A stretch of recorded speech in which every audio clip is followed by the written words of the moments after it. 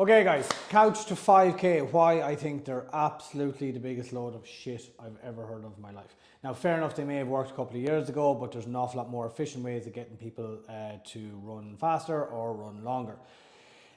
So you got to think of it like this. Your body has three different energy systems. It uses oxygen, it uses carbohydrates, and then it uses ATP, which is energy that's in your muscle. Now imagine there are three buckets, okay? Now if you're running long and slow, you use your oxygen system. And then if you're running kind of relatively moderately fast, you're using your carbohydrate system. And then if you're running really, really fast like sprinting, you're using your ATP system. Now the problem with the couch to 5K is it only works one system. You never go faster than only building up your pace that you can last for your 5K or 10K or whatever it's going to be.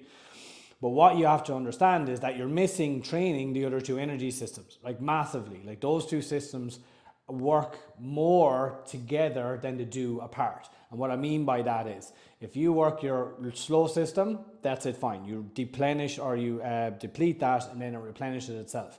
But then the carbohydrate system, the ATP system, if you deplete that, what happens is the oxygen system then has to work harder to replenish those two. So imagine three buckets. You have three buckets lying in front of you. You empty out the one you sprint with. The carbohydrate one fills that one up. Then the oxygen one fills up the carbohydrate one. So you have three different systems that need to work together in order to have a good, well-rounded level of fitness. If you're not working all of those three systems, then you're only just kind of driving in first gear all the time. So the idea with the couch to 5K is to kind of build it up slowly, but unfortunately, a lot of people that have a higher fitness level than they think will go and do the couch to 5K and do the slow runs, but then they're missing all the other ones. And then when you go to actually try and train that system, it's so deconditioned that it doesn't know how to work. Then it makes it 10 times harder, and people think, oh yeah, I can run 5K in this speed, but it makes it a little bit harder to run it if you're running a little bit faster. And that's why a lot of people might get to a hill, now me included. I hate hills when I'm running long. You get to a hill and it kind of goes to hills, absolutely kill me. That's because those two systems are not conditioned enough to deal with that higher hill. So what's the alternative?